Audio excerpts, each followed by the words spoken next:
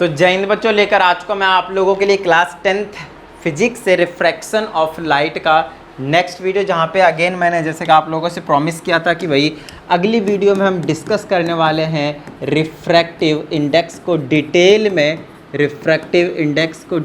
में, तो बड़ा ही मज़ा आने वाला है। चलिए स्टार्ट करते हैं रिफ्रैक्टिव इंडेक्स को समझने के लिए। लास्ट वीडियो में हमने आपको बताया था कि रिफ्रैक्टिव इंडेक्स को या तो हम म्यू से, जैसे ऐसा सिंबल था, या फिर हम इसको स्मॉल एन से रिप्रेजेंट करते थे।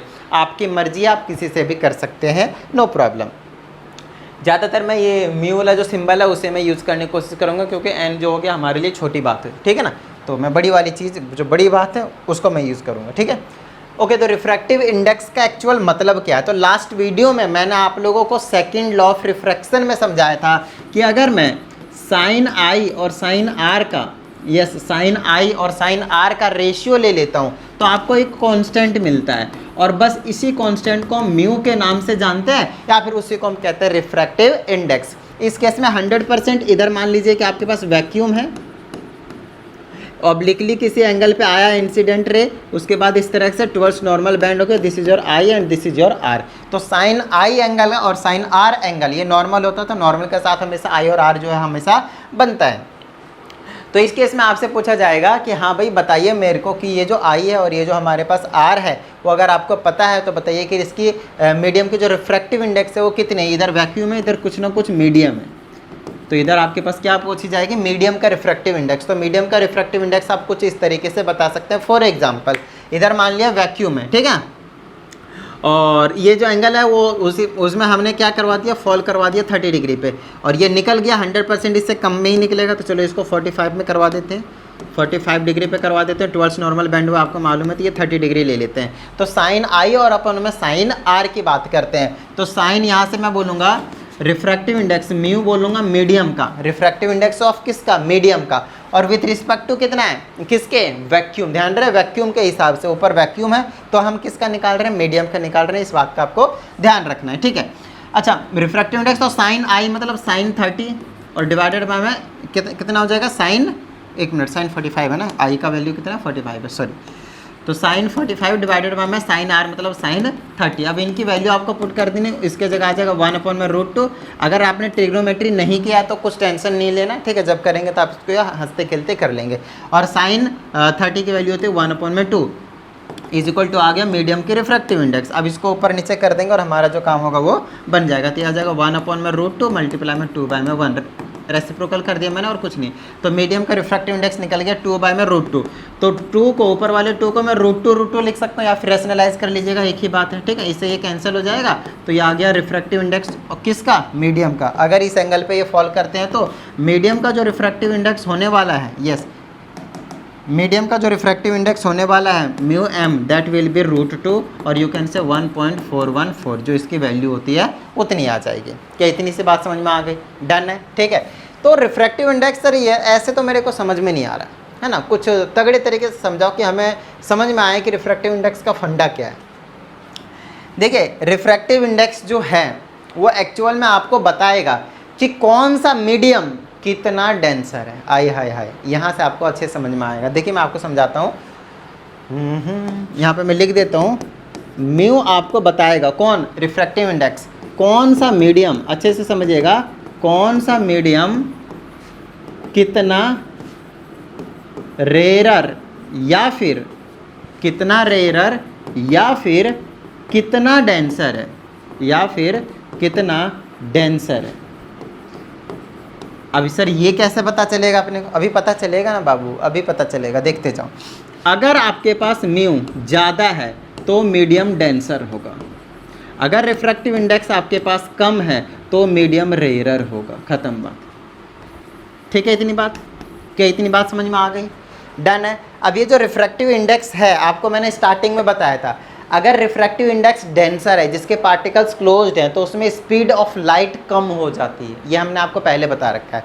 और अगर रेयर मीडियम है तो स्पीड ऑफ लाइट ज़्यादा होती है। For example, yes, for example समझिएगा चीज़ों को, फॉर एग्जाम्पल साथ साथ में नोट्स ज़रूर बनाते जाइएगा, क्योंकि ये ऐसी चीज़ें हैं जो आप भूल जाएंगे, ठीक है ना। तो यहाँ पे मैं लिखता हूँ, देखिएगा, speed of light in vacuum, speed of light in vacuum is equal to 3 into 10 की पावर 8 मीटर पर सेकेंड होती है। 3 इंटू 10 की पावर 8 मीटर पर सेकेंड होती है। बट अगर मैं स्पीड ऑफ लाइट की बात करता हूँ, किसमें, speed of light in glass की बात कर लेता हूँ, चीज़ों को समझिएगा, तो वो हो जाता है 2 इंटू 10 की पावर 8 मीटर पर सेकेंड। बताइए किसी तरह की कोई प्रॉब्लम? देख लीजिए स्पीड ऑफ लाइट कम हो गई या नहीं हो गई। तो ये वाली जो मीडियम थी, वैक्यूम थी, उसमें तो वैसे भी कोई मीडियम था ही नहीं, तो वहाँ पे स्पीड ऑफ लाइट ज़्यादा थी। यहाँ पे आप देखिए ग्लास आ गया, उसके जो पार्टिकल्स है वो काफ़ी क्लोज है, जिसकी वजह से स्पीड ऑफ लाइट क्या हो गई, कम हो गई, और ये मीडियम क्या हो गया, डेंसर हो गया। तो डेंसर मीडियम में स्पीड ऑफ लाइट कम हो गई। ये चीज़ हमने आपको पहले बता रखा है। तो आप इतनी सी बात समझ लीजिए कि अगर आप स्पीड ऑफ लाइट के टर्म में बात करते हैं तो डेंसर मीडियम वो होगा जिसमें स्पीड ऑफ लाइट कम होगी, रेयरर मीडियम वो होगा जिसमें स्पीड ऑफ लाइट ज़्यादा होगी। ठीक है। अच्छा, वो आपको एक रिफ्रैक्टिव इंडेक्स बता देगा। वो कौन बताएगा आपको? एक रिफ्रैक्टिव इंडेक्स बता देगा। अब मैं आपको बताता हूँ, समझाता हूँ। मतलब यहाँ पे रिफ्रैक्टिव इंडेक्स जो वैक्यूम की है वो 1 है। सर ये कैसे आया, मैं आपको समझाता हूँ ना। और दूसरा स्पीड ऑफ लाइट जो रिफ्रैक्टिव इंडेक्स ऑफ ग्लास है, म्यू की वैल्यू वो 1.5 है। लो भैया, बोले तो 3/2। अब यहाँ पे आप देख सकते हैं कि रिफ्रैक्टिव इंडेक्स की वैल्यू जब ज़्यादा थी तो उसमें स्पीड ऑफ लाइट कम थी, जब रिफ्रैक्टिव इंडेक्स की वैल्यू कम थी तो स्पीड ऑफ लाइट ज़्यादा थी। समझ में आई ना बात इतनी? अब ये चीज़ कैसे निकलती है रिफ्रैक्टिव इंडेक्स की वैल्यू, वो अब हम आपको बताएंगे। ठीक है, चलिए। तो उसके लिए आपको यहाँ पे लिखना है रिफ्रैक्टिव इंडेक्स का फॉर्मूला। इसको क्या कहते हैं हम? Refractive index. याद रखिएगा क्या कहते हैं हम इसको? Refractive index. रिफ्रैक्टिव इंडेक्स जब भी हम कभी निकालते हैं तो आप कह सकते हैं कि एयर के रिस्पेक्ट में कही जाती है। आप डायरेक्टली अगर किसी एक पर्टिकुलर ग्लास की रिफ्रैक्टिव इंडेक्स की बात करें तो हमेशा वो एयर के रिस्पेक्ट में, बोले तो वैक्यूम के रिस्पेक्ट में निकाली जाती है। मैं आपको समझाता हूँ। रिफ्रैक्टिव इंडेक्स ऑफ इसकी क्या कहते हैं, एयर या फिर जो वैक्यूम कहते हैं, उसका जो रिफ्रैक्टिव इंडेक्स होता है लगभग 1 होता है, क्योंकि इसका जो फॉर्मूला होता है वो होता है speed of light in vacuum divided by में speed of light in medium.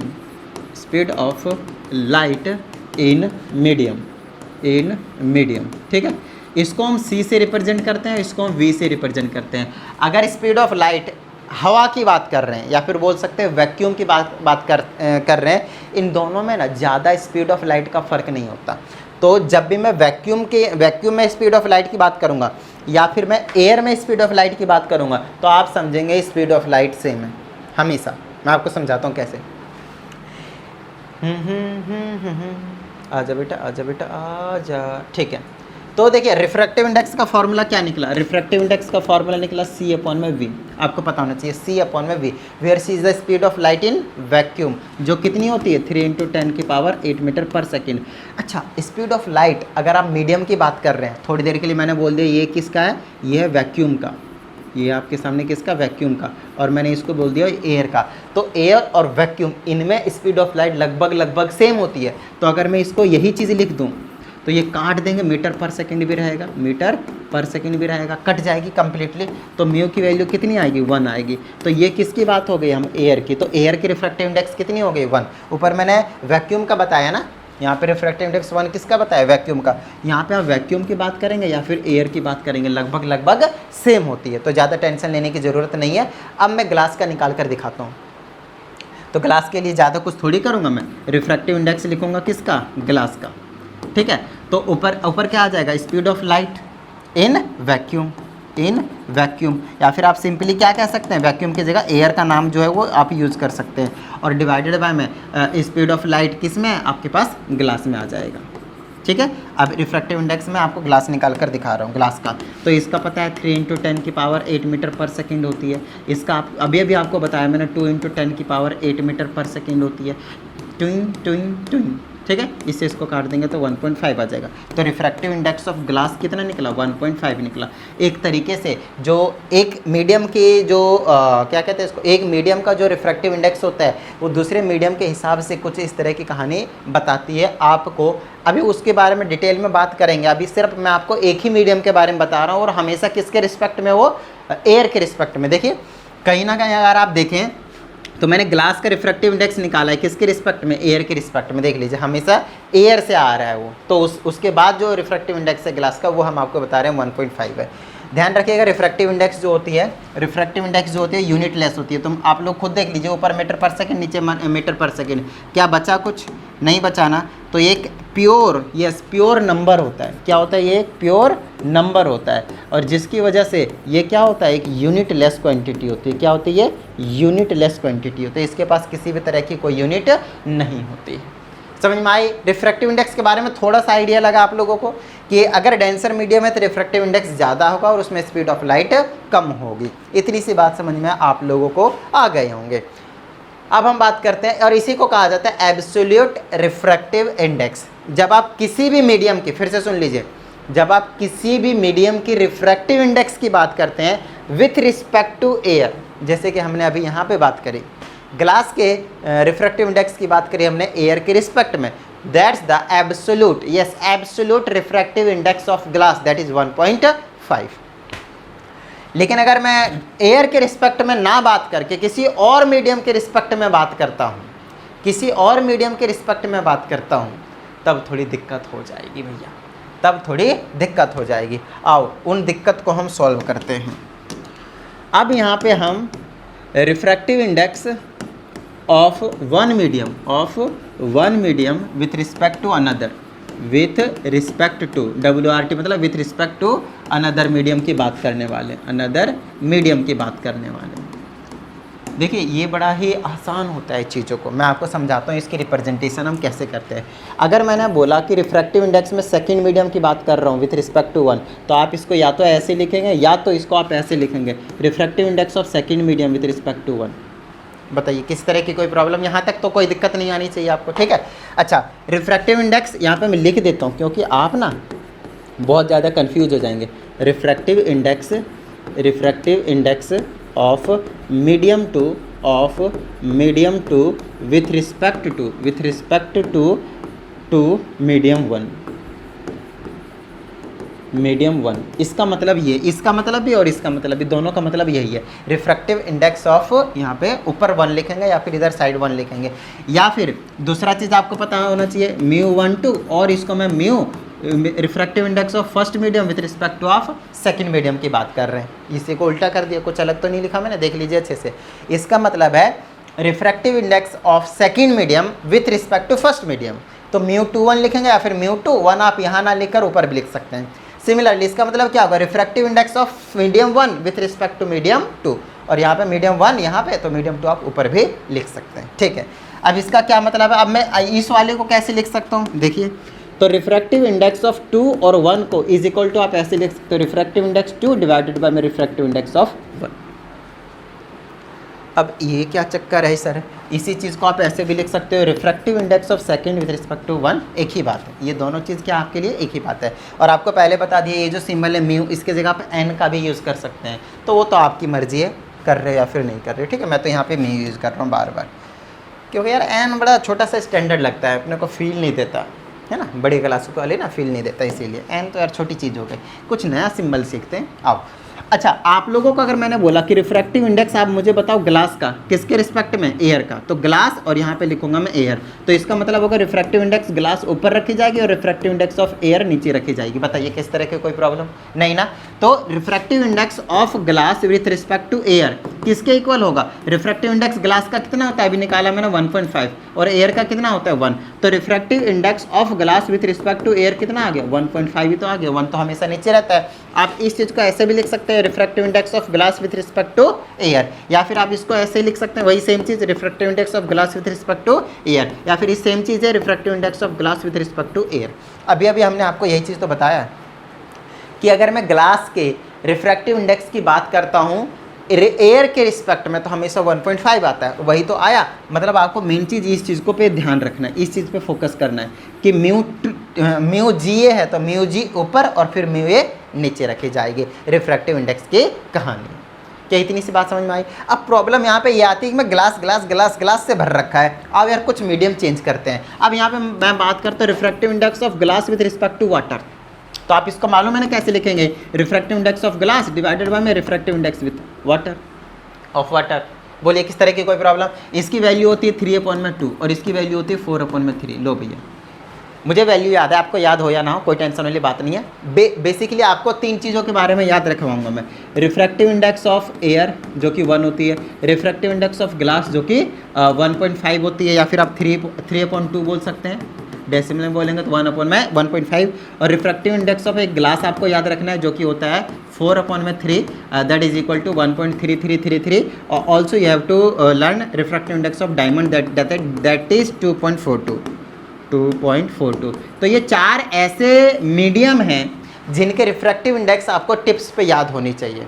हो सकता है आपको आपके क्वेश्चन में गिवन हो, लेकिन फिर भी आपको ये चीज़ें याद होनी चाहिए हमेशा हमेशा। ठीक है, आओ आगे की बात करते हैं।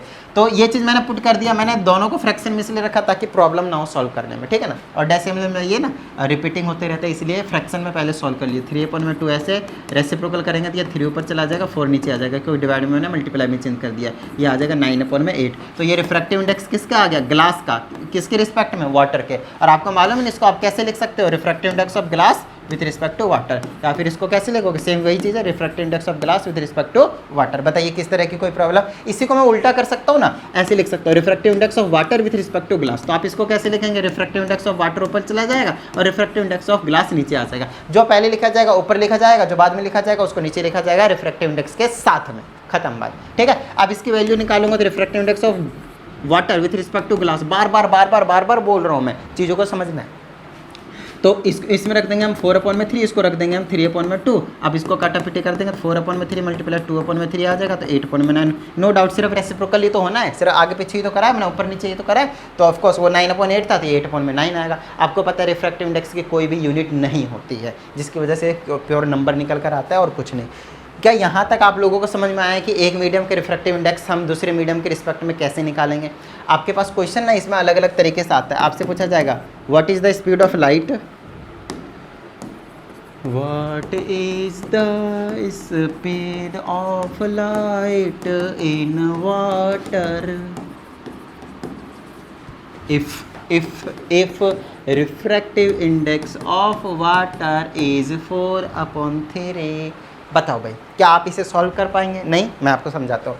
यहाँ पे आपके सामने कितने मीडियम की बात कही गई है? सबसे पहले ये बताइए आप मुझे, बताइए। सिर्फ और सिर्फ एक मीडियम की बात कही गई, कौन सा? सिर्फ और सिर्फ वाटर की बात कही गई। क्या इसके अलावा और किसी चीज़ की बात कही गई है? नहीं।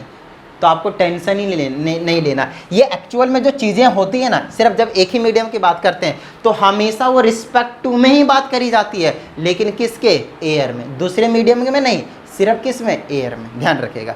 तो refractive index of water with respect to किसके है? ये एयर है, ठीक है ना। तो refractive index of water with respect to air will be equal to refractive index of water divided by refractive index of air. आपको पता है, तो यहाँ से रिफ्रैक्टिव इंडेक्स ऑफ यहाँ पुट करेंगे 4/3, इसकी वैल्यू 1 मालूम है ना, तो यह आ जाएगा 4/3। तो क्या मैंने बोला? रिफ्रैक्टिव इंडेक्स ऑफ वाटर हो या फिर refractive index of water with respect to air हो, आना 4/3 है। That's the actual reason to write. यहाँ से मैं हटा देता हूँ, मैं यहाँ से हटा सकता हूँ हंसते खेलते, किसको? एयर को, क्योंकि एयर की नहीं भी बात कर रहा हूँ तब भी मैं एयर के रिस्पेक्ट में ही बात कर रहा हूँ। अब एक्चुअल में हमें तो यहाँ पे स्पीड ऑफ लाइट कैलकुलेट करना है, तो आपको पता है रिफ्रैक्टिव इंडेक्स का फॉर्मूला क्या होता है? C/V। C/V, जहाँ पे C आपको हमेशा पता होता है 3 × 10⁸ मीटर/सेकेंड। हमें किसका निकालना है? वाटर का। तो ऊपर तो हमेशा क्या रखा जाएगा? एयर का, और नीचे में किसका आ जाएगा? वाटर का। स्पीड किसका आ जाएगा? मीडियम का आता है ना, मीडियम क्या है यहाँ पे? वाटर है। तो रिफ्रैक्टिव इंडेक्स अब जब वाटर निकालना पड़ेगा मेरे को, तो यहाँ पे ये रखूँगा तो 3 × 10⁸ मीटर/सेकेंड डिवाइडेड बाय में वेलोसिटी कितनी आ जाएगी आपके लिए यहाँ पे? ये वेलोसिटी तो अपने को निकालना ही है ना, तो इसके जगह मैं 4/3 रख दूँगा। इसके जगह पे 4/3 गिवन है ना, रिफ्रैक्टिव इंडेक्स ऑफ वाटर। ये चीज़ वेलोसिटी निकालना है ना, वेलोसिटी ऑफ किसका? वाटर। तो अब इधर उधर सॉल्व कर दूंगा मैं इसको। यहाँ से निकल तो जाएगा ना मेरे को, हाँ ठीक है, ये इधर आ जाएगा। तो ये वेलोसिटी ऑफ वाटर मैंने इधर कर दिया, इज इक्वल टू इधर आ जाएगा तो 3 3 9 अपॉन में 4 और इंटू में 10 की पावर 8 मीटर पर सेकेंड। इसे इसको डिवाइड कर दूँगा तो आ जाएगा 2.25 इंटू में 10 की पावर 8 मीटर पर सेकेंड। बताइए किसी तरह की कोई प्रॉब्लम? तो जो पानी में बोले तो वाटर में जो लाइट की स्पीड होती है, वेलोसिटी जो होती है वो 2.25 into 10 to the raise power 8 meter per second होती है। तो आपको अभी तक कुछ नहीं तो 3 का स्पीड पता होना चाहिए। स्पीड एयर में किसका, लाइट की बात कर रहे हैं, 3 इंटू 10 की पावर 8 मीटर पर सेकेंड। दूसरा ग्लास में speed of light in glass 2 into 10 की पावर 8 मीटर पर सेकेंड। उससे पहले क्या था, वाटर का बीच में आता है, वो है 2.25 इंटू 10 की पावर 8 मीटर पर सेकेंड। अगर आप नोटिस करें जैसे जैसे मीडियम डेंसर हो रहा है स्पीड ऑफ लाइट कम हो रहा है, नोटिस कर लीजिए। तो आपको कुछ नहीं तो ये 3 के रिफ्रैक्टिव इंडेक्स भी मालूम होने चाहिए और ये 3 मीडियम में स्पीड ऑफ लाइट भी मालूम होने चाहिए। बताइए यहाँ तक किसी भी तरह की कोई प्रॉब्लम मेरे हिसाब से तो नहीं आनी चाहिए, राइट। चलिए इसी फॉर्मूले को थोड़ा सा और directly speed of light given हो विथ रिस्पेक्ट टू उसकी हम बात कर लेते हैं। जैसे कि अभी मैंने आप लोगों को बताया कि रिफ्रैक्टिव इंडेक्स ऑफ एयर की बात कर रहे हैं। चलिए एयर क्या ही ले, वो भी कोई मीडियम है। चलो भाई water with respect to glass, तो आपको पता चल गया कि refractive index of water with respect to क्या हो गया, मेरे पास ग्लास हो गया। इसको मैं ऐसे लिख सकता हूँ, बता ही दिया। अच्छा आपको बता दिया रिफ्रैक्टिव इंडेक्स ऑफ वाटर को मैं कैसे लिख सकता हूँ। ये एक्चुअल में जब अकेला लिखा हुआ रहता है तो विद रिस्पेक्ट टू किसके हो जाता है, एयर हो जाता है। तो इस वाले को मैं लिख सकता हूँ रिफ्रैक्टिव इंडेक्स। अब यहाँ पे म्यू को क्या, म्यू की अगर मैं बात बोलूँगा तो क्या आ जाएगा, ये जो म्यू है रिफ्रैक्टिव इंडेक्स ऑफ वाटर है, इसको मैं वेलोसिटी के टर्म में लाना चाहता हूँ। तो इसको मैं ऐसे लिखूँगा, सी किस में, एयर में, और डिवाइडेड में वी किस में, वाटर में। बोलिए किस तरह की कोई प्रॉब्लम नहीं ना, ठीक है। डिवाइडेड बाय में यहाँ पे वेलोसिटी की बात करेंगे तो क्या आ जाएगा, म्यू सी आ जाएगा एयर में, डिवाइडेड बाय में इसका अगर मैं बात करूँगा तो वेलोसिटी आ जाएगा किस में, ग्लास में। समझ रहे हो ना। अब इसको कर दो म्यू इस तरह से refractive index of water with respect to glass, इसको रेसिप्रोकल करेंगे तो सी अपॉन में एयर, सी एयर अपॉन में वी डब्ल्यू मल्टीप्लाई में वी जी डिवाइडेड बाय में सी एयर। यहाँ से सी एयर से सी एयर कट जाएगा तो mu W G is equal to mu G upon में म्यू डब्ल्यू आ जाएगा। अब यहाँ पे समझिएगा, अगर ये 1 2 होता, रिफ्रैक्टिव इंडेक्स ऑफ 2 1 या फिर 1 2 कुछ भी बोले तो कैसे लिखा जाएगा, अब उल्टा करके लिखा जाएगा। ये वाला 1 था, ये 2 था, तो ये वाला 1 नीचे रहेगा और 2 ऊपर रहेगा। तो 2 ऊपर 1 नीचे, वेलोसिटी के टर्म में, सॉरी ये क्या कर रहा हूँ मैं, वेलोसिटी आ जाएगा ऊपर, क्या क्या क्या लिख दिया, इसको 1 माना, इसको 2 माना, तो ये 1 रहेगा, ये 2 रहेगा, तो 2 बाय में 1 रहेगा। अच्छे से समझिएगा, बहुत ही अच्छे तरीके से समझिएगा, बहुत ही ज़्यादा अच्छे तरीके से समझने की ज़रूरत है, ठीक है ना। आइए ये एक रिलेशन है ऐसा, देखिए अगर आपने ऐसी बात करी म्यू 2 1 की तो आप नो डाउट म्यू 2 ऊपर रखोगे, बाय में म्यू 1 नीचे रखोगे। लेकिन ये ना रिफ्रैक्टिव इंडेक्स के रेशियो के टर्म में आप बता रहे हो, बट अगर मैं इसी को वेलोसिटी के टर्म में बताने की बात करता हूँ तो ऊपर आ जाएगा 1 वाला और नीचे चला जाएगा 2 वाला, क्योंकि रिफ्रैक्टिव इंडेक्स जब चेंज होता है कम ज़्यादा तो वेलोसिटी भी कम ज़्यादा होता है, और वो भी इन्वर्सली। तो इसीलिए यहाँ पे अगर 2 पहले कही जा रही है तो 2 बाद में आएगी, इस चीज़ का ध्यान रखना है। तो ये दोनों चीज़ पे थोड़ा सा फोकस करना है रिफ्रैक्टिव इंडेक्स को, कि एक्चुअल में यहाँ पे हो क्या रहा है। अब यहाँ से एक और रिलेशन मैं बना सकता हूँ, refractive index of 1 with respect to 2 will be equal to velocity c is equal to lambda nu पढ़ा है ना, c is equal to frequency into lambda, या फिर लैम्डा इंटू में फ्रीक्वेंसी, ये पढ़ा होगा आप लोगों ने साउंड वाले चैप्टर में, हमने आपको क्लियर करवाया हुआ है। C is equal to lambda frequency होता है। अब क्योंकि स्पीड ऑफ लाइट आपके पास चेंज होता ही होता है, नो डाउट, तो अगर मैं इसके जगह v यूज़ करूँ कोई दिक्कत नहीं, v1, तो लैम्डा क्या होगा, 1 होगा, क्योंकि लैम्डा चेंज होता है लेकिन फ्रीक्वेंसी चेंज नहीं होता है। दूसरी चीज़ अगर v2 की बात करूँगा तो लैम्डा चेंज होता है लेकिन फ्रीक्वेंसी चेंज नहीं होता है। तो यहाँ पे आप v2 के जगह पे लैम्डा 2 बाय में फ्रीक्वेंसी रखेंगे, इसके जगह पे लैम्डा 1 बाय में फ्रीक्वेंसी रखेंगे, इससे ये कैंसिल हो जाएगा। तो mu 1 2 will be equal to lambda 2 by में लैम्डा 1, या फिर आप इन सबको एक साथ कंबाइन करके कुछ ऐसे लिख सकते हैं कि रिफ्रैक्टिव इंडेक्स अगर 1 2 की बात कर रहे हैं तो v2 बाय में v1 की बात करेंगे, या फिर लैम्डा 2 बाय में लैम्डा 1 की भी बात कर सकते हैं। आपको मैंने स्टार्टिंग में जब लॉज ऑफ रिफ्रैक्शन क्लियर करवा रहा था, लॉज ऑफ रिफ्रैक्शन क्लियर करवा रहा था, उस टाइम पे हमने आपको क्लियर करवाया था कि जो वेलोसिटी है, एक सेकेंड, जो वेलोसिटी है और जो वेवलेंथ है, ये दोनों के दोनों क्या होते हैं, चेंज होते हैं, बट फ्रीक्वेंसी चेंज नहीं होती है। ठीक है ना, इतनी बात आप लोगों को समझ में आ जानी चाहिए। ठीक है, डन है, ओके। अच्छा, आगे की और बात करेंगे, उससे पहले मैं आप लोगों को बताऊं, स्टार्टिंग में मैं आप लोगों को क्या बता रहा था, साइन आई अपन में साइन आर बताया था ना, ये वाला काफ़ी नीचे आ गया था मैं यहाँ पे, बट यहाँ पे लेकर आता हूँ मैं आप लोगों को, क्योंकि अभी यहाँ पे ज़रूरत पड़ेगी, अभी तक मेरे को याद नहीं आया है, इसीलिए मैं अभी यहाँ पे बता देता हूँ। ये वाला जो एंगल के टर्म में डिफाइन किया था रिफ्रैक्टिव इंडेक्स को, एक तो एंगल के टर्म में डिफाइन कर सकते हैं कि रिफ्रैक्टिव इंडेक्स को हम कई तरीके से डिफाइन कर सकते हैं। पहला एंगल के टर्म में, दूसरा स्पीड ऑफ लाइट के टर्म में, बताया था ना c/v, और वही v2 में v1 वहीं से निकला था, कोई टेंशन वाली बात नहीं है। तीसरा वेवलेंथ के टर्म में, है ना। तो तीन डेफिनेशन बता दिए एक तरीके से रिफ्रैक्टिव इंडेक्स को हम उसके टर्म में लिखने के लिए आप लोगों को। तो इसी ये जो चीज़ दी गई थी ना, वो दिया गया था स्नेल द्वारा, इसीलिए हम इसको स्नेल्स लॉ के नाम से जानते हैं।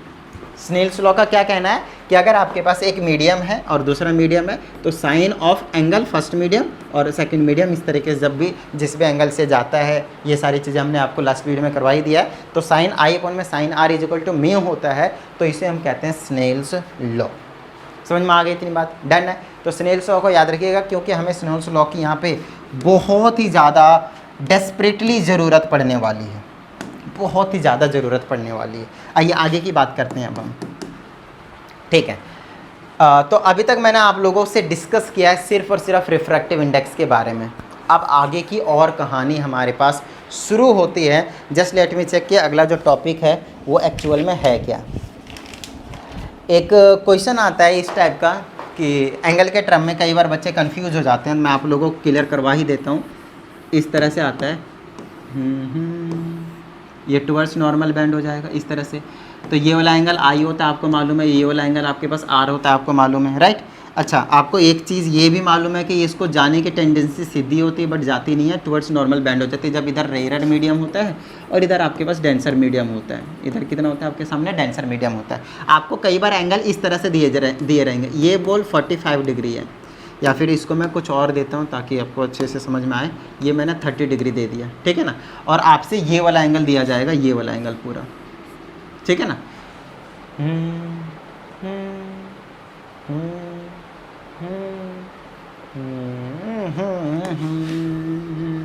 इसको मैं 60 दे रहा हूँ, इस वाले एंगल को मैं 60 दे रहा हूँ। उसके बाद टुन टुन, ये वाला ऐसे कर देंगे और ये वाला ऐसे कर देंगे, ये वाला ऐसे हो जाएगा। जस्ट लेट मी चेक, क्योंकि यहाँ पे एंगल का खेल है थोड़ा सा, मैं आपको इसलिए, क्योंकि यहाँ पे ना जनरली कन्फ्यूजन होती है थोड़ी सी। तो मैं कौन सा एंगल दे दूँ, मैं दे देता हूँ ये वाला एंगल 30 डिग्री, ठीक है। अब चीज़ों को समझिएगा, यहाँ से आपसे पूछेंगे कि भैया ये जो मीडियम है दूसरा वाला, इधर फर्स्ट मीडियम है, इधर फर्स्ट मीडियम है और इधर क्या आपके पास सेकंड मीडियम है। इधर एयर मान लीजिए, इधर क्या मान लीजिए आप, एयर मान लीजिए, ठीक है। तो आपको रिफ्रैक्टिव इंडेक्स निकालना है सेकंड मीडियम का with respect to first medium. तो आप इसको कैसे लिख सकते हैं, no doubt sine I upon में साइन आर। अच्छा ध्यान रखना, आप इसको साइन आई अपॉन में साइन आर तभी रखेंगे जब क्या कर रहे हैं हम यहाँ पे एयर से किसी डेंसर मीडियम में जा रहे हैं, ठीक है ना, एयर से किसी डेंसर मीडियम में जा रहे हैं। तो यहाँ पे 1 लिखने की यहाँ पे आपको 1 लिखने की ज़रूरत नहीं पड़ेगी, सिर्फ और सिर्फ सेकंड मीडियम की बात करेंगे, जो ये वाला अंदर वाला डेंसर वाली मीडियम है। तो इसकी refractive index sign I upon में साइन आर से निकल जाएगा। अब यहाँ पे आई और आर निकालने का ही मेन खेल है, देखिएगा ये नॉर्मल होता है, ये वाला क्या आपके सामने नॉर्मल है, जिसकी वजह से ये पूरा एंगल कितना होगा 90 होगा। ये वाला मैंने 60 दिया, ध्यान रखेगा। कहीं यहाँ पे बच्चे ना ज़्यादातर यही मिस्टेक करते हैं, आई को समझ लेते हैं 60 डिग्री दे दिया सर ने, गलत बात। ये 60 है लेकिन एक्चुअल में हमारा आई ये वाला है। जब ये आई है तो ये टोटल 90 है ना, तो ये 60 है तो ये कितना बचा 30 बचा ना, तो ये निकल कर आ जाएगा साइन 30 डिग्री डिवाइडेड बाय में। अब डिवाइडेड बाय में जब हम आगे जाते हैं तो आपको पता होना चाहिए कि एक्चुअल में है क्या। ओके, तो यहाँ से आपको पता होना चाहिए ये वाला पूरा का पूरा इस तरह से जा रहा है, ये वाला रे ऐसे जा रहा है, है ना। उसके बाद आपके पास ये वाला रे इधर ऐसे आ रहा है, स्विंग। वैसे ये वाला एंगल ना 30 डिग्री पॉसिबल नहीं है, मैंने गलत दे दिया। टुक टुक टुक टुक टुक, इसको मैं 45 डिग्री कर देता हूँ, ठीक है ना, इसको मैं 45 डिग्री कर देता हूँ, कोई टेंशन वाली बात नहीं, ये वाला 45 डिग्री हो सकता है, ठीक है। तो आप देखिएगा ये वाला 90 डिग्री वाला एंगल आ रहा है, ये वाला आई है जो कि हमने 30 डिग्री निकाल लिया। कितना निकाल लिया हमने, 30 डिग्री निकाल लिया। और ये वाला सीधा जाने छोड़ के इधर बेंड हुआ था। एक्चुअल में हमें ये वाला एंगल की नीड है, ये वाला एंगल की नीड नहीं है, ये पूरे एंगल की नीड नहीं है। वैसे अगर ये वाला 30 है तो ये टोटल कितना होगा, ये वाला 30 है, 1 मिनट रुकिएगा, ये 30 है तो एक्चुअल में ये पूरा का पूरा 30 होगा ना, ये 45 भी नहीं हो सकता यार, सॉरी माय मिस्टेक। इसको मैं 15 डिग्री कर देता हूँ। मैं सोच रहा था कि एक ऐसा एंगल निकाल कर लाऊं जिसकी वैल्यू मेरे को मालूम हो, उसके लिए मुझे टेबल से निकालने की ज़रूरत ना पड़े, उसके चक्कर में मैं बड़े बड़े वैल्यू रखते जा रहा हूँ, है ना।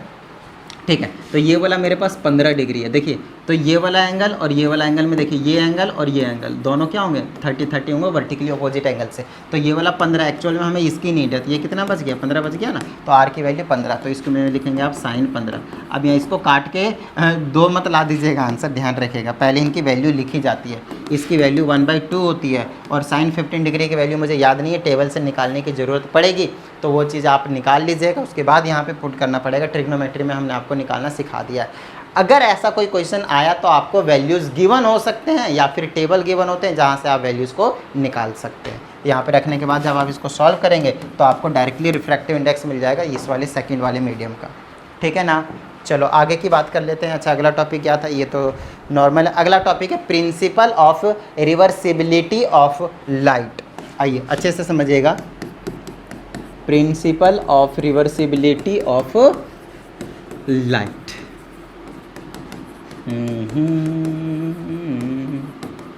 चलिए तो principle of reversibility of light का क्या कहना है। इनका कहना है कि अगर हम एक मीडियम से दूसरे मीडियम में एक रे ऑफ लाइट को, बीम ऑफ लाइट को पास करवाता हूँ तो नो डाउट उस पाथ को फॉलो करेगा और वहाँ पे रिफ्रैक्शन को जन्म देने वाला है, कुछ इस तरह से। ऑब्लिकली अगर हमने फॉल कराया है इस तरह से और ये मान लेते हैं कि हमारा नॉर्मल है, तो ये क्या होने वाला, of course towards normal band होने वाला है, टुवर्ड्स नॉर्मल बैंड होने वाला है। अगर ये रेयर है तो ध्यान रहे, अगर ये रेयर मीडियम है और अगर ये डेंसर मीडियम है तो टुवर्ड्स नॉर्मल बैंड होगा, अदरवाइज नहीं, इस बात को ध्यान रखना है, अदरवाइज ये अवे फ्रॉम नॉर्मल जाने वाला है। आपको पता है ये वाला एंगल आई है और ये वाला एंगल आर है। इस पॉइंट को हमने ओ बोल दिया जहाँ पे रिफ्रैक्शन टेक्स प्लेस हो रहा है बेसिकली, जहाँ पे रिफ्रैक्शन हो रहा है, पॉइंट ऑफ इंसिडेंस जिसको हम बोलते हैं, ठीक है ना। अच्छा ये एंगल आई है और ये हमारा एंगल आर है। आपको पता है यहाँ से गया होगा और इस वाले पाथ को फॉलो करके निकल गया होगा, इस वाले को हम इंसिडेंट रे के नाम से जानते हैं, इस वाले को हम इंसिडेंट रे के नाम से जानते हैं और इस वाले को हम रिफ्रैक्टेड रे के नाम से जानते हैं। क्या इतनी सी बात समझ में आ गई आप लोगों को, डन है। तो इंसिडेंट रे हो गया और ये हमारा रिफ्रैक्टेड रे हो गया, इंसिडेंट रे हो गया और हमारा रिफ्रैक्टेड रे हो गया। समझ में आ रही बात इतनी, डन है, ठीक है, ओके। अब यहाँ पे हमें स्नेल्स लॉ को लगाने की ज़रूरत पड़ेगी। आपको अभी तो बताया ना मैंने कि स्नेल्स लॉ का कहना क्या है। स्नेल्स लॉ का कहना है रिफ्रैक्टिव इंडेक्स होता है साइन आई अपॉन में sine R, sine I upon में साइन आर। इसका मतलब ये है कि हमेशा सेकंड मीडियम के, पहले नहीं सेकंड मीडियम के विथ रिस्पेक्ट टू फर्स्ट, तब जाकर ये कहानी निकल कर आती है। तो इधर मीडियम नंबर 1 मान लिया मैंने, कौन सा है ये, मीडियम नंबर 1 है, और इधर क्या आपके सामने मीडियम नंबर 2 है। किधर भी रेयर किधर भी डेंसर हो सकता है, नो प्रॉब्लम, बट मैंने फिलहाल रेयर और डेंसर इसलिए माना है क्योंकि मैंने टुवर्ड्स नॉर्मल बेंड करा रखा है, वरना ये तो फिगर गलत हो जाएगा उस हिसाब से, रूल के हिसाब से, राइट।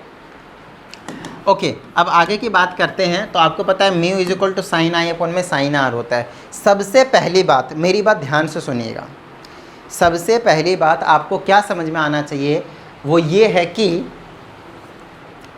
स्नेल्स लॉ को हम लगाते कैसे हैं किसी एक पर्टिकुलर पॉइंट में। अच्छा स्नेल्स लॉ हम तभी लगा सकते हैं जब दो मीडियम में चेंज हो रहा है, स्विंग, एक उधर मीडियम है एक इधर मीडियम है, तो मैं इस वाले पॉइंट पे इंटरफेस पे मैं हमेशा एक स्नेल्स लॉ को लगा सकता हूँ। स्नेल्स लॉ को कहना है कि उधर का जो भी मीडियम है तो उसको मैं रिफ्रैक्टिव इंडेक्स 1 बोल सकता हूँ, बोलिए हाँ या नहीं, और इधर वाले का रिफ्रैक्टिव इंडेक्स मैं 2 बोल सकता हूँ, मीडियम 1 और मीडियम 2 के हिसाब से जो मैं कह रहा हूँ, है ना, ठीक है।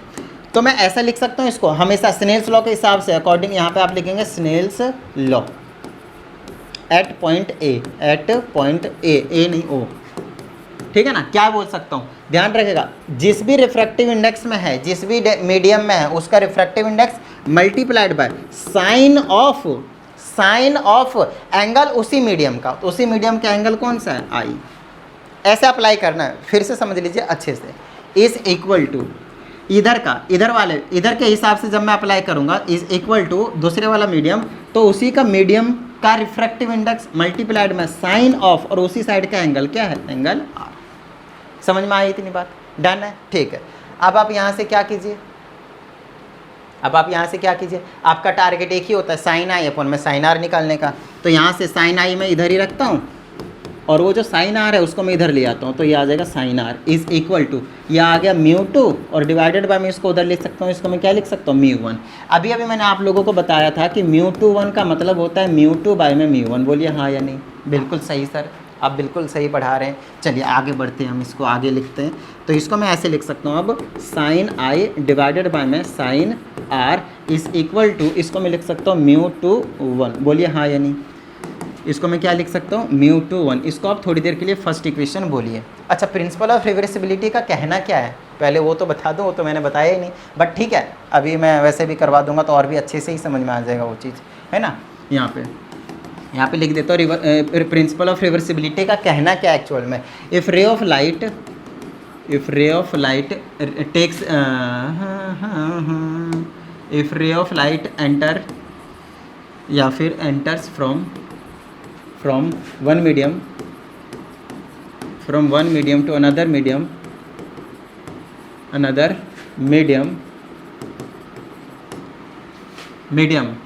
and if the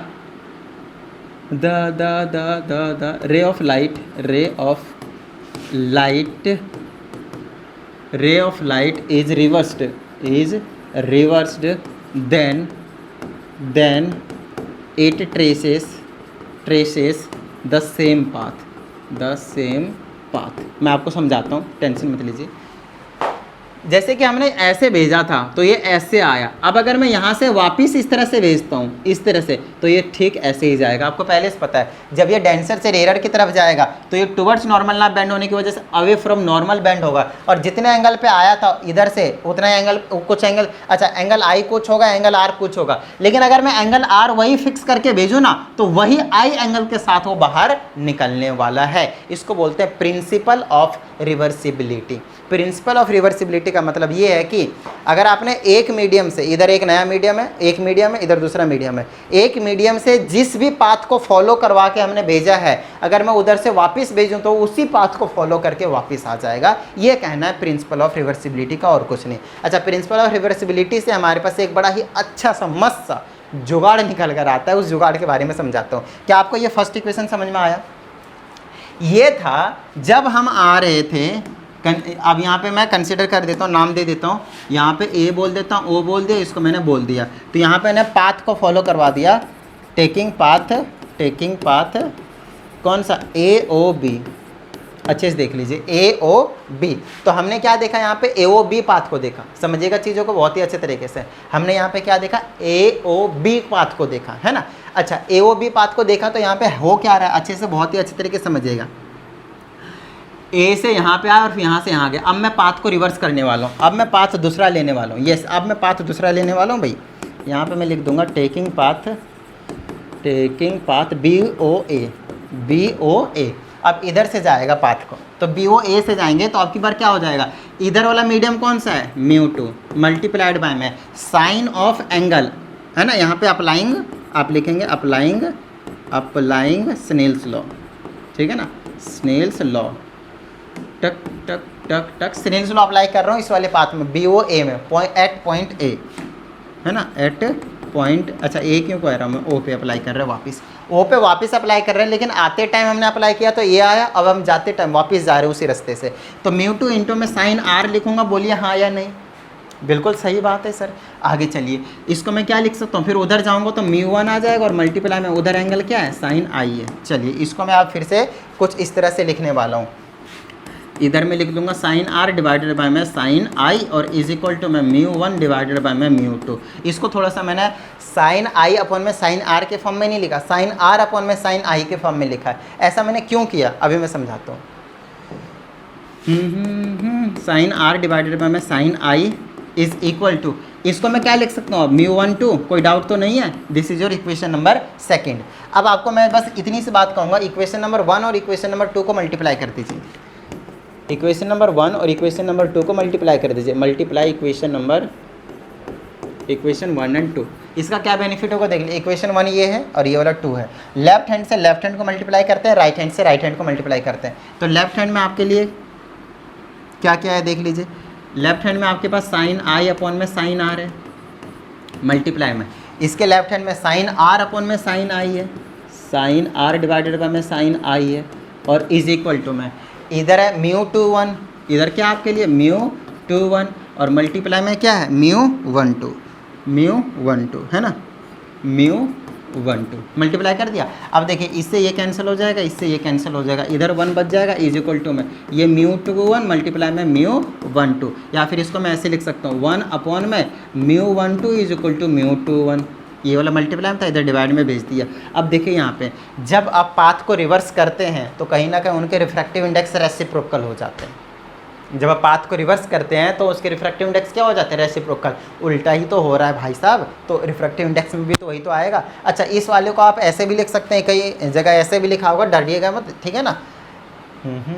तो यहाँ पे देख लीजिए इस वाली चीज़ को, इधर तो 1 आ गया ना, उसको देखिए ऐसे लिख रहा हूँ मैं, इधर तो 1 आ गया था, μ21 को मैं μ12 ऐसे लिखूंगा, और μ12 को मैं μ12 ऐसे लिखूंगा। अब इसको इधर ले जाए, उसको इधर ले जाए, 1 अपॉन में 2μ1 इज इक्वल टू μ21 ऐसे भी लिखा हुआ मिलेगा, तो घबराइएगा नहीं, बात एक ही है। और इसी वाले प्रिंसिपल को हम कहते हैं, इसको क्या कहते हैं, इसको प्रिंसिपल ऑफ रिवर्सिबिलिटी। इसका मतलब ये है कि μ21 हो और मल्टीप्लाई में μ12 हो, अगर मैं उसको रेसिप्रोकल करके लिख रहा हूँ, एक मीडियम की respect refractive index of medium 2 with respect to medium 1, और ये क्या है refractive index of medium 1 with respect to medium 2। अगर इन दोनों को मल्टीप्लाई कर देते तो हमेशा 1 के इक्वल आता है। मेन चीज़ आपको यही याद रखना है, क्योंकि इसका आप फ्रिक्वेंटली यूज़ करने वाले हैं। अभी मैं आप लोगों को करवाऊंगा रेक्टेंगुलर ग्लास स्लैब के थ्रू रिफ्रैक्शन, वहाँ पे भी हम प्रिंसिपल ऑफ रिवर्सिबिलिटी को यूज़ करने वाले हैं। बहुत ही अच्छे तरीके से याद रखिएगा। समझ में आ गई नहीं बात, इतनी डन है, ठीक है, आगे चलें। ओके चलिए, अब हमारे पास जो अगला टॉपिक है, लेट मी चेक कि अगला टॉपिक आपके बुक में किस हिसाब से गिवन है, उसी हिसाब से हम आपको करा देंगे। Refraction of light through a rectangular glass slab ही है, तो कुछ अलग नहीं है। तो ये हमारा लास्ट टॉपिक होगा इस वीडियो का। उसके बाद कहीं ना कहीं काफ़ी मेरे हिसाब से 30% के आसपास इस चैप्टर का हम सिलेबस कवर कर लेंगे। उसके बाद फिर हम आगे की वीडियोस में कवर करने वाले हैं, तो कोई टेंशन वाली बात नहीं है। तो 1 घंटे की वीडियो ऑलमोस्ट बन ही जाएगी, तो ठीक है, कोई टेंशन वाली बात नहीं, चलेगा। तो अब मैं यहाँ पे लिख देता हूँ रिफ्रैक्शन थ्रू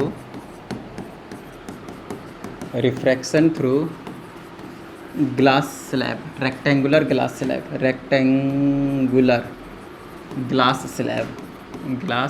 स्लैब। तो ये तो नॉर्मल सी बात है आप लोगों के लिए, मैं आपको समझाता हूँ। तो इसके पाथ को एक रेक्टेंगुलर ग्लास स्लैब ले लेते हैं हम पहले तो फटाफट, टक टक टक टक टक टक। मान लीजिए एक रेक्टेंगुलर ग्लास स्लैब है, और हम क्या करने वाले हैं, यहाँ से पाथ को फॉलो करवाने वाले हैं, ठीक है ना। ये हमारा इंसिडेंट रे आ गया, यहाँ पे आया, टक थोड़ा सा इधर से करता हूँ क्योंकि पाथ उधर चला जाएगा। ये रहा हमारा इंसिडेंट रे, यहाँ से हमारा आ जाएगा भैया नॉर्मल, थोड़ा सा इधर कर लेते हैं, ये हमारा नॉर्मल आ गया। अब टुवर्ड्स नॉर्मल बेंड करेगा क्योंकि इधर रेयर मीडियम है। ग्लास स्लैब का मतलब तो आप समझ रहे हैं ना, ग्लास स्लैब का तो मतलब आप समझ रहे हैं ना, इधर रेयर मीडियम है मतलब एयर है, और इधर आपके पास डेंसर मीडियम है। इसका जो रिफ्रैक्टिव इंडेक्स है वो μ1 ले लिया, और इसका जो रिफ्रैक्टिव इंडेक्स है वो μ2 ले लिया है हमने, ठीक है, इतनी बात। ओके, अब इधर कर लेते हैं हम refractive index, towards normal bend होगा, इसमें तो कोई डाउट तो नहीं है भाई। चलो टुवर्ड्स नॉर्मल बेंड करा दो, और ये यहाँ पे लाकर छोड़ दो थोड़ी देर के लिए, ठीक है ना। टुवर्ड्स नॉर्मल, इसको जाना चाहिए था ऐसे सीधा, बट सीधा नहीं गया, टुवर्ड्स नॉर्मल बेंड हो चुका है। आओ यहाँ से मैं थोड़ा सा लिख देता हूँ, ये एंगल आई है और ये वाला एंगल आर है। यहाँ तक तो आपको कुछ डाउट होगा ही नहीं, क्योंकि rare to denser, denser to rare आपने कई बार बनाया हुआ है डायग्राम। प्रॉब्लम यहाँ पे आएगी कि अभी मैं यहाँ से लाने के बाद वापस मैं यहाँ से वापस बाहर भेजने वाला हूँ, मतलब फिर से आपके पास यहाँ पे रिफ्रैक्शन होने वाला है दोबारा से, और यहाँ से जब बाहर जाएगा तो पहले एक नॉर्मल बना लेंगे आप इस वाले पॉइंट पे, कुछ इस तरह से। ठीक है। अच्छा, इस तरह से नॉर्मल बनाने के बाद आपका जो काम होगा वो कुछ ऐसा होगा, अवे फ्रॉम नॉर्मल जाने वाली light, no doubt. Ray of light जो आपकी बार कहाँ से जाएगा भैया, अवे फ्रॉम नॉर्मल, इधर जाएगा। इसको नॉर्मली इधर चला जाना चाहिए था, नहीं, अवे फ्रॉम नॉर्मल जो है वो जा रहा है। तो ये पाथ को ऐसे फॉलो किया, फिर ऐसे फॉलो किया और फिर ये ऐसे फॉलो किया। अब ये वाला एंगल ऑफ इंसिडेंस और ये वाला एंगल ऑफ रिफ्रैक्शन नया वाला होगा, बट एक्चुअल में चीज़ों को समझिएगा, एक्चुअल में क्या होता है, ये वाला एंगल आई है और ये वाला एंगल आर है, तो देखिएगा ये वाला परपेंडिकुलर लाइन है और सेम ये भी परपेंडिकुलर लाइन है, तो एक्चुअल में इन दोनों को देखिएगा ना, आपको लगेगा ये पैरेलल है, लगेगा नहीं, एक्चुअल में होते हैं, क्योंकि ये भी 90 डिग्री के साथ है, ये भी 90 डिग्री के साथ है इसके ग्लास स्लैब के एज के साथ। तो ये वाला एंगल आर है, तो ये वाला भी एंगल क्या हो जाता है, एक्चुअल में आर हो जाता है। ये दोनों क्या होते हैं आपके पास, इक्वल होते हैं। उसके बाद ये वाला एंगल को हम कहते हैं ई के नाम से जानते हैं, इसको हम इंसिडेंट रे के नाम से जानते हैं। अच्छे से समझिएगा, यहाँ पे कई टर्म्स आ रहे हैं अलग अलग, इंसिडेंट रे के नाम से जानते हैं इसको, नो डाउट। ये वाला आपको पता ही होगा, इसको हम नॉर्मल के नाम से जानते हैं। कलर चेंज कर देता हूँ मैं यहाँ पे ये वाला जा रहा है, अगेन ये वाला इसके लिए इंसिडेंट रे का काम करेगा, नो डाउट। और इस वाले को जो बाहर निकला है उसको हम एक्चुअल में एमरजेंट रे कहते हैं। क्या ओके, तो कैमरे की बैटरी शट डाउन हो गई थी, तो मैं आप लोगों को बता रहा था कि ये जो रे जा रहे हैं उसको हम क्या कहते हैं, इमरजेंट रे। ठीक है, ये तो आपको मालूम है ना कि ये आर है, तो ये आर क्यों है, क्योंकि ये ना दोनों पैरेलल लाइन है, ये ट्रांसवर्सल लाइन है, ऑल्टरनेट इंटीरियर एंगल, समझ में आ रही है ना बात। तो ये आर था, इसलिए मैंने इसको आर के नाम से दे दिया, या फिर इसको आप R1 बोले तो इसको I2 बोलना पड़ेगा, नो डाउट। इसको I1, इसको R1, इसको I2, इसको R2, ऐसा भी आप बोल सकते हैं, बट एक्चुअल में यही सही तरीका है, वो उससे भी रिप्रेजेंट कर सकते हैं। बाद में सेम चीज़ करनी पड़ेगी कि यहाँ पे जो R1 होगा और जो I2 होगा उसको हम इक्वल मानेंगे, ठीक है ना। उसके बाद एंगल I1 और ये जो R2 निकलेगा वो दोनों इक्वल निकल कर आएंगे। बट पहले से मैंने एंगल ऑफ इंसिडेंस और इसको हम एंगल ऑफ मर्जेंस कहते हैं, एंगल ऑफ मर्जेंस एंगल, क्योंकि ये मर्जेंट हो रहा है, बाहर निकल रहा है, मर्ज हो रहा है, ठीक है। ठीक है, अब यहाँ पे एक बहुत ज़्यादा इंपॉर्टेंट क्वेश्चन निकल कर आता है कि प्रूव कीजिए angle I is equal to angle E।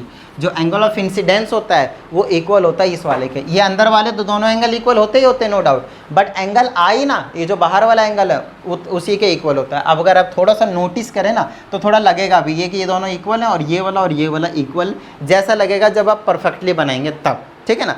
और ये वाला फेनोमेना तो नो डाउट आप लोगों ने पहले ही मैंने आप लोगों को दिखा दिया है, और एक बार मैं फिर से आप लोगों को दिखा देता हूँ, ठीक है ना, ताकि आप लोगों को किसी भी तरह की जो डाउट हो वो ना रहे। मैंने लाइट बंद कर दिया, घबराना नहीं आप लोगों को। कुछ इस तरीके से हम रे ऑफ लाइट, मेरे हाथ में एक ग्लास स्लैब है और रेक्टेंगुलर ग्लास स्लैब, जो अभी मैं बता रहा हूँ जिस तरह से पाथ निकला है ना, उसी तरह से मैं आप लोगों को ऑब्जर्व कराने की कोशिश कर रहा हूँ। देखिए बिल्कुल सेम यही वाला पाथ फॉलो कर रहा था या नहीं कर रहा था, अच्छे से देख लीजिए।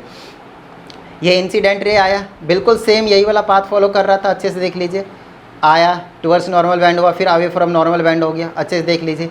उसमें हम बहुत तरह के एंगल की बात कर रहे हैं, समझ में आ रही है ना बात। बस इसी वाले पाथ को आपको यहाँ पे ऑब्जर्व करना है बहुत ही अच्छे तरीके से, और एंगल वगैरह के बारे में हमें यहाँ पे थोड़ा सा और पढ़ने की ज़रूरत पड़ेगी, ठीक है।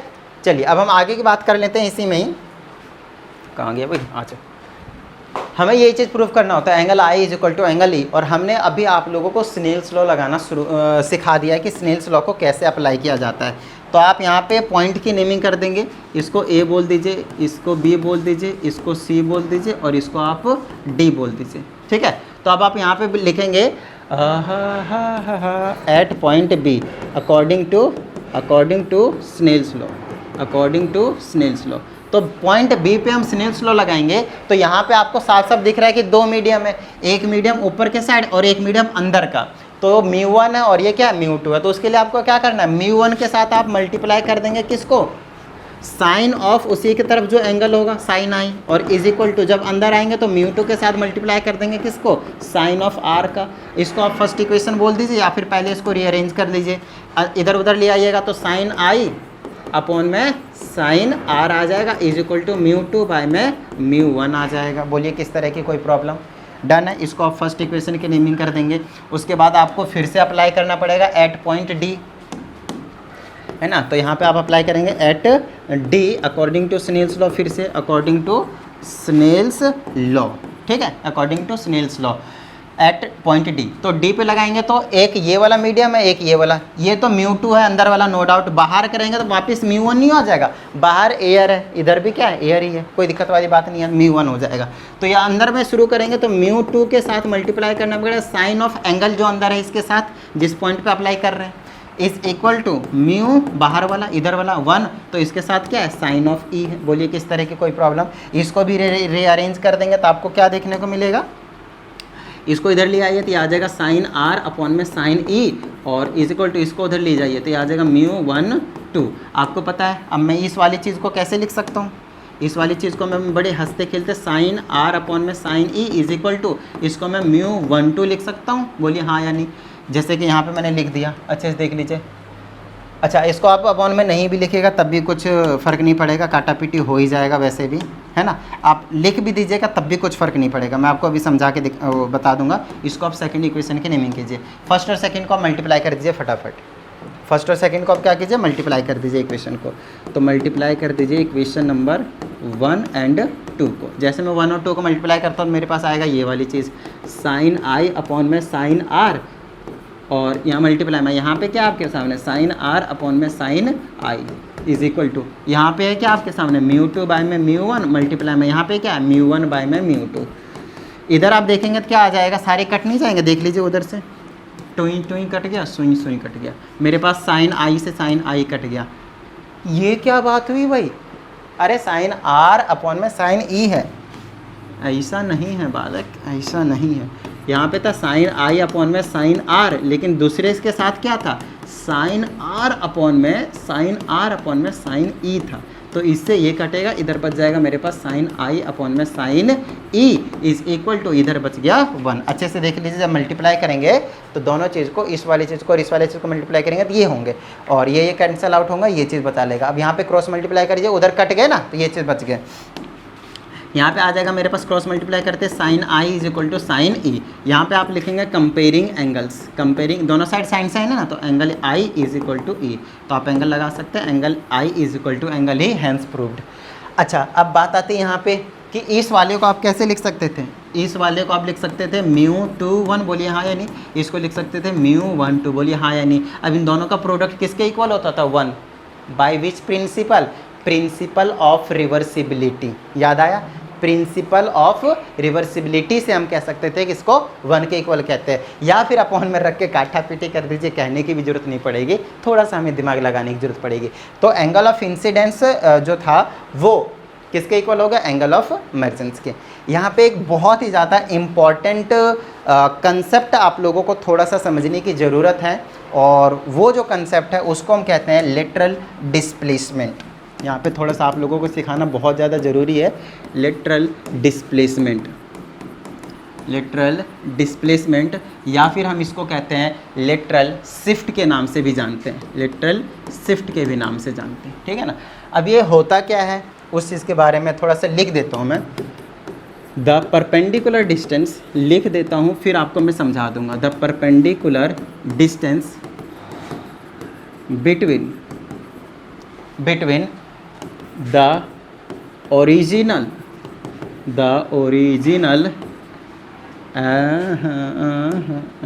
incident, original incident ray and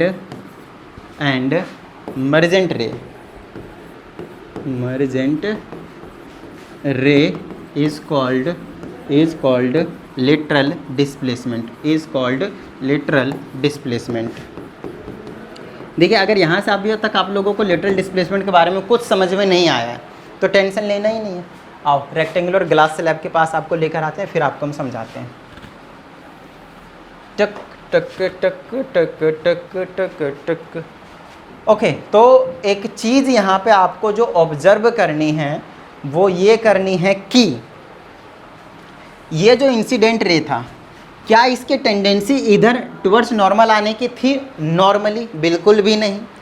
इसकी टेंडेंसी थी भैया ऐसे करके सीधे जाने की, बोलिए हाँ या नहीं। बिल्कुल इस तरह से जाने की, बिल्कुल सीधे जाने की थी, लेकिन ये सीधा गया नहीं क्योंकि मीडियम चेंज किया तो वो बेंड हो गया, तो वो बेंड हो गया। रिफ्रैक्टिव इंडेक्स जितना ज़्यादा होता है ये बेंडिंग प्रोसेस उतना ही ज़्यादा होता है। ऊपर रेयरर था, इधर डेंसर था, सीधा ना जाकर टेढ़ा हो गया, क्योंकि रेयरर होता तो सीधा ही जाता, अच्छा, मीडियम को अगर मैं चेंज नहीं करता हूँ तो रिफ्रैक्शन नहीं होगा, ध्यान रखना। और एंगल आई अगर कुछ नहीं रहेगा, परपेंडिकुलर मतलब एंगल आई को मैं जीरो कर दूँ, मतलब इसके साथ नॉर्मल के साथ फॉल करा दूँ, तब भी आपके पास रिफ्रैक्शन नहीं होगा। ये दो केस होते हैं जहाँ पे रिफ्रैक्शन होता ही नहीं है। कब? जब आपके पास मीडियम सेम हो, दूसरी चीज़ एंगल आई क्या हो, जीरो हो। अच्छा, अब आपको मैं बता रहा था लेटरल डिस्प्लेसमेंट। तो लेटरल डिस्प्लेसमेंट क्या है? ओरिजिनल रे की टेंडेंसी थी इधर जाने की। दूसरी चीज़ मर्जेंट रे, ये वाली चीज़, इन दोनों के बीच में जो परपेंडिकुलर डिस्टेंस है, ये दोनों हमेशा पैरेलल रहते हैं। These are parallel lines, L1 and L2, this two lines are always parallel. तो इनके बीच में जो परपेंडिकुलर डिस्टेंस होता है, ये वाली, वो हमेशा सेम रहता है। This is called lateral displacement. This is called lateral displacement. This is called lateral displacement. और क्योंकि एक डिस्प्लेसमेंट है, मतलब एक लेंथ है, सो द SI यूनिट, इसकी यूनिट होगी भाई, रिफ्रैक्टिव इंडेक्स की नहीं होती, कोई टेंशन वाली बात नहीं है, लेकिन इसकी होगी। So the SI unit of lateral shift या फिर लेटरल डिस्प्लेसमेंट क्या होती है? लेंथ की SI यूनिट इज मीटर। समझ में आई ना बात? क्या होती है इसकी SI यूनिट? मीटर। ये आपको हमेशा याद रखना है। समझ में आई कि लेटरल डिस्प्लेसमेंट होता क्या है? ये दोनों रे जो होते हैं हमेशा पैरेलल होते हैं, इन दोनों के बीच में हमेशा डिस्टेंस क्या होंगे? ये वाले इक्वल होंगे, है ना, ये वाले हमेशा इक्वल होंगे, हमेशा इक्वल होंगे, हमेशा इक्वल होंगे, जिसकी वजह से हम इसको क्या कहते हैं? इसको आप इधर भी एक्सटेंड करके बोल सकते हो, कोई टेंशन वाली बात नहीं है। तो ये कहानी है आपके सामने लेटरल डिस्प्लेसमेंट की। अब यहाँ पे बात आती है कि लेटरल डिस्प्लेसमेंट क्या कभी कम होगा, कभी ज़्यादा होगा? बिल्कुल भाई, कभी कम होगा, कभी ज़्यादा होगा, क्योंकि जब रिफ्रैक्शन होता है तो कभी कम बेंड होता है रे ऑफ लाइट, कभी ज़्यादा बेंड होता है रे ऑफ लाइट, तो लेटरल डिस्प्लेसमेंट पे उसका इफेक्ट पड़ता ही पड़ता है। अब किन किन चीज़ों पे फ़र्क पड़ेगा वो मैं एक बार देख लेता हूँ कि क्या क्या आपके में मेंशन्ड है, कहीं मैं कुछ ज़्यादा ही बता दूँ आप लोगों को तो वो भी सही नहीं है आप लोगों के लिए। आपके क्लास के हिसाब से थोड़ा सा मैं बता देता हूँ, क्योंकि मैं ज़्यादा, कई बार क्या होता है 12th क्लास के लेवल का, क्योंकि ये जो चीज़ है ना आपके 12th क्लास में अगेन आने वाले हैं, तो 12th क्लास में इसकी एक अलग ही लेवल का फॉर्मुलेशन है, तो वो चीज़ें यहाँ पे मैं नहीं चाह रहा कि आप लोगों को मैं अगर दिया हो तो वैसे करवाऊँगा, नहीं दिया होगा तो नहीं करवाऊँगा मैं, ठीक है। तो सिर्फ डिपेंड कर रहा है ये, एक तो ऑफकोर्स ग्लास स्लैब के रिफ्रैक्टिव इंडेक्स पे होगा, दूसरी चीज़ इंसिडेंट एंगल पे होगा, उसके बाद तीसरी चीज़ डिपेंड कर रहा है refractive index of the glass पे, ठीक है, और उसके बाद बस एक वेवलेंथ पे डिपेंड करता है, ठीक है। तो 4 चीज़ों पे डिपेंड करती है, वो 4 चीज़ें हम आपको फटाफट बता देते हैं, ठीक है। तो यहाँ पे मैं लिख देता हूँ lateral displacement. Lateral displacement depends upon following factors. तो उनमें से जो पहला फैक्टर होगी वो होगी थिकनेस ऑफ ग्लास स्लैब। आप लोगों ने ग्लास स्लैब देखा, मेरे हाथ में जो था थोड़ा सा थिन था, और भी अगर आप थिक लेते हैं तो डिपेंड करेगा, लेटरल डिस्प्लेसमेंट जो होता है बढ़ जाता है जितना ज़्यादा थिक होगा। तो आपको बता दूं, अगर थिकनेस बढ़ेगी, अगर थिकनेस बढ़ जाएगी तो आपके पास जो लेटरल डिस्प्लेसमेंट होगा वो भी बढ़ जाएगी, ये आपको ध्यान रखना है। दूसरी चीज़, ये आपको सिर्फ थियोरेटिकल टाइप का चीज़ें समझना है, आपके में उतना न्यूमेरिकल पोर्शन कैलकुलेशन है नहीं, अगर आता है आगे चल के तो आपको ज़रूर करवाएंगे हम, आपको टेंशन मत लीजिए, ठीक है। अच्छा, थिकनेस ऑफ ग्लास स्लैब हो गया, लेटरल डिस्प्लेसमेंट शिफ्ट हो गया, और ये जो डिपेंड करता है वो डिपेंड करता है एंगल ऑफ इंसिडेंस पे, एंगल ऑफ इंसिडेंस पे भी डिपेंड करता है। तो एंगल ऑफ इंसिडेंस अगर बढ़ा देता हूँ तो जो लेटरल डिस्प्लेसमेंट है वो भी बढ़ जाता है, ख़त्म बात। तीसरी चीज़ रिफ्रैक्टिव इंडेक्स पे डिपेंड करता है भैया, रिफ्रैक्टिव इंडेक्स किसका? Refractive index of glass slab. होता क्या है, जब रिफ्रैक्टिव इंडेक्स ग्लास स्लैब का बढ़ता है ना, तो जो इंसिडेंट रे आ रहा होता है वो टुवर्ड्स नॉर्मल कुछ ज़्यादा ही बेंड हो जाता है, जिसकी वजह से जो लेटरल शिफ्ट है ना, जो लेटरल डिस्प्लेसमेंट है वो कुछ ज़्यादा ही बड़ा हो जाता है, मतलब बढ़ जाता है। अगेन अगर आपके पास रिफ्रैक्टिव इंडेक्स बढ़ा तो जो लेटरल डिस्प्लेसमेंट होगा वो भी बढ़ जाएगा। अगेन ध्यान रखना इस चीज़ का। And the last one and the fourth one is wavelength lambda पे डिपेंड करता है। ऐसा यूनिट ऑफ लैम्डा बोले तो wavelength is metre. Again it is a distance between 2 consecutive crest और you can say 2 consecutive trough. Okay, तो wavelength की बात करते हैं। वेवलेंथ का अगर बढ़ गया तो लेटरल डिस्प्लेसमेंट घट जाता है।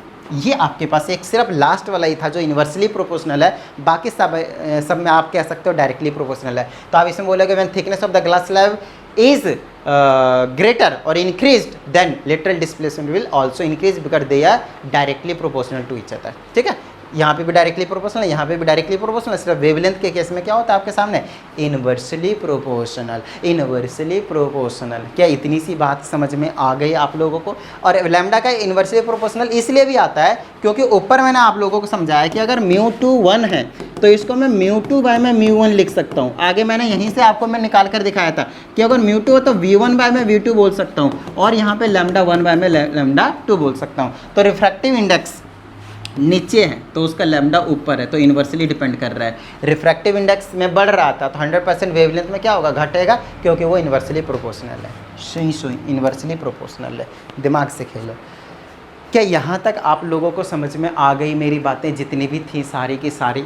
ठीक है, तो उम्मीद करता हूँ अभी तक की बताई हुई सारी की सारी चीज़ें आप लोगों को समझ में आ गया होगा। और अगर ऐसा है तो फटाफट वीडियो को लाइक कर दीजिए। साथ ही अगर आप इस चैनल पे एक नए स्टूडेंट हैं तो चैनल को सब्सक्राइब करके बेल आइकन को जरूर प्रेस कीजिएगा, ताकि मैं आप लोगों के लिए लेटेस्ट वीडियो, इससे अगली वाली वीडियो भी लाने में मुझे अंदर से थोड़ा सा मोटिवेशन मिले। तो चलिए, उम्मीद करता हूँ आप सभी को मज़े से समझ में आ गए होंगे और मज़े से प्रैक्टिस करते रहिएगा। मिलते हैं अगली वीडियो में। जय हिंद।